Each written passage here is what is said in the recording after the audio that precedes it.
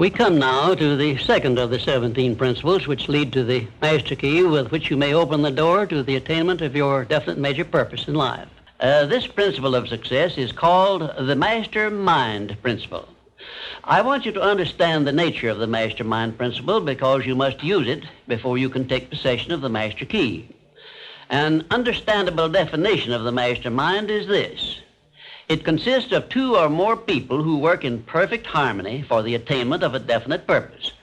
Now, here are some interesting facts about the Mastermind which give you an idea of how important it is and how necessary that you embrace this principle and make use of it in attaining success in your chosen occupation. First of all, it is the principle through which you may borrow and use the education, the experience, the influence, and perhaps the capital of other people in carrying out your own plans in life.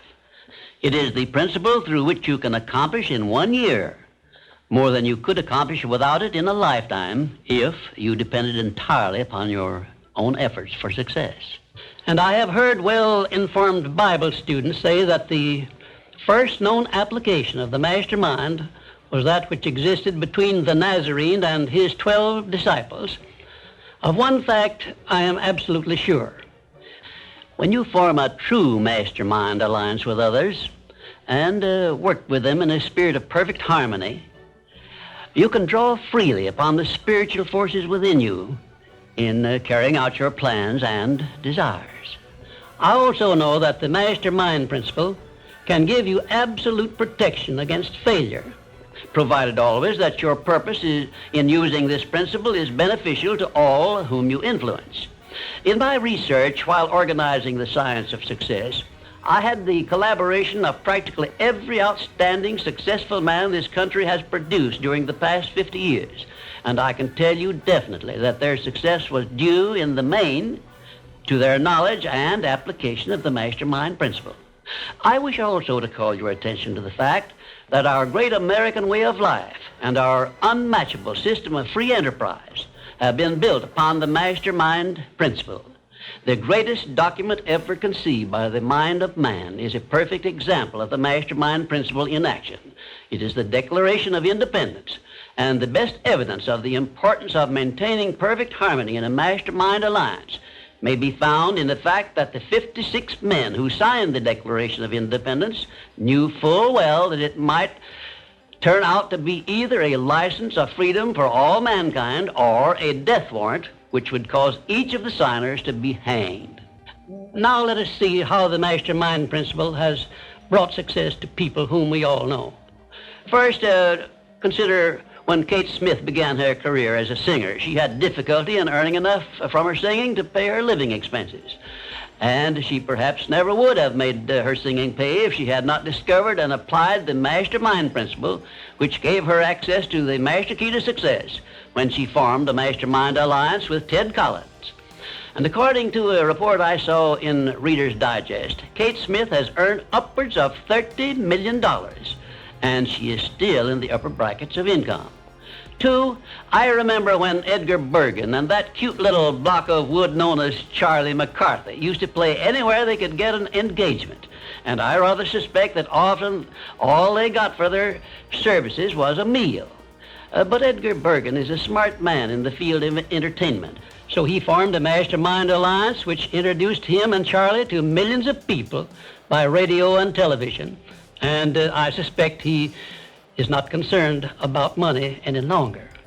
And you may be surprised when I tell you that the great Ford industrial empire started with the formation of a Mastermind alliance between Henry Ford and his wife. At the beginning of his career, Henry Ford was shy and lacking in self-confidence.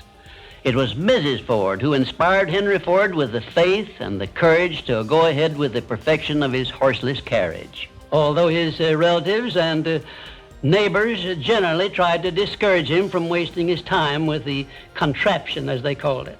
4, the Federation of States, known as the United States of America, is the richest and the most powerful nation civilization has yet produced. And the secret of our strength and riches consists in our form of government through which all our states function in a spirit of harmony based on the Mastermind principle through a central federal government located at Washington. And now a word to you personally.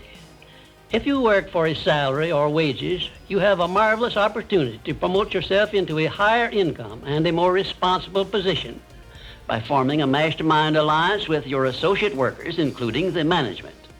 In my next visit, I will give you further instructions on how to apply the mastermind principle so as to increase your own income and promote yourself to a higher position with the full cooperation of your management. Yes, that is correct.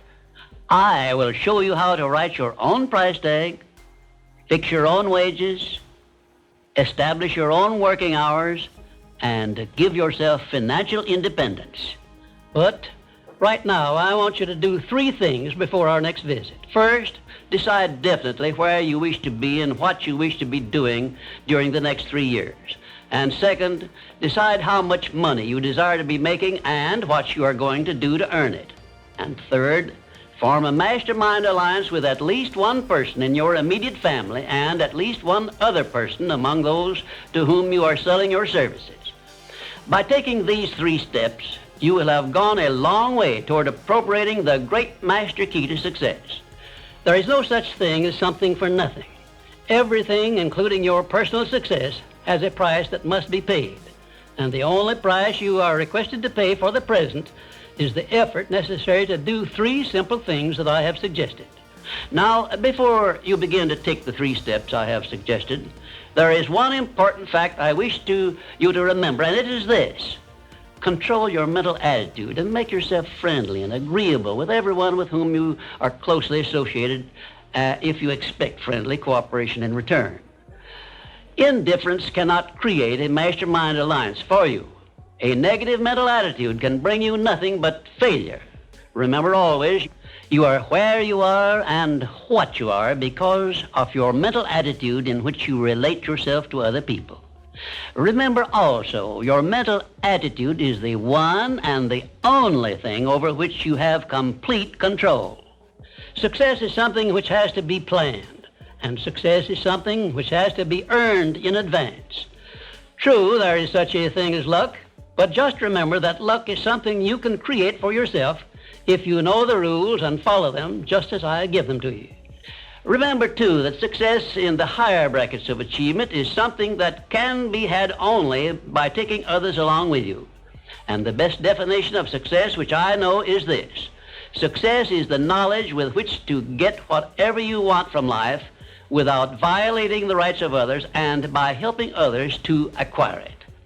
There is a known formula for the attainment of success, and it is as definite and certain as are the rules of mathematics or the principles of science.